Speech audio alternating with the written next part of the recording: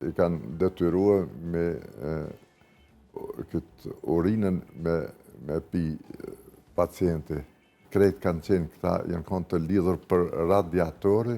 ose për krevete, i kanë maltretuar për shkak se në rastet kur kishte ndonjë sulm të UÇK-s ndaj policisë sërbe apo ushtrisë sërbe, atëherë ardhen për me marrë hak ndaj këtyne pacientëve të cilës ishin të shtrinë dhe krejt kanë qenë këta, janë konë të lidhur për radiatori ose për krevete dhe nuk kanë pas mundësi me ikë. Mirë po, për pas asajna i kanë ra, sidomos mas dite apo natën, kur nuk ishëm në punë, i kanë ra dhe pacientat na tregonin gjatë vizitës se çka janë duke hikur ndaj këtyne që milicisë apo sërbë tjerë që vinin për me ra.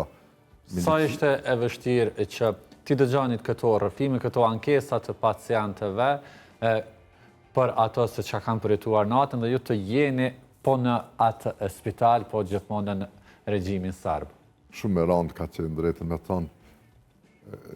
Çdo herë kemi pas milicinë sërbe me automatik që kanë ardhur në vizitë gjatë vizitës, kështu që edhe me fol nuk ka pas mundësi me fol shlirë me pacienta se çka po ndodh.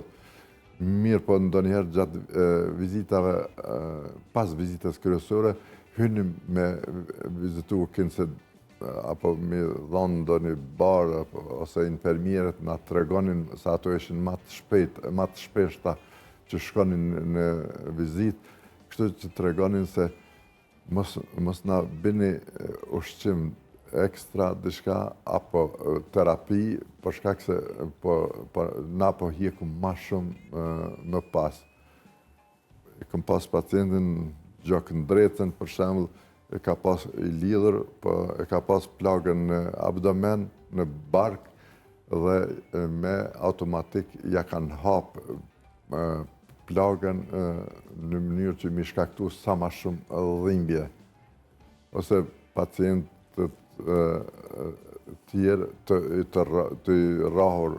thujse për çdo ditë, për sharje këtë ka qenë përditshme për ta, ose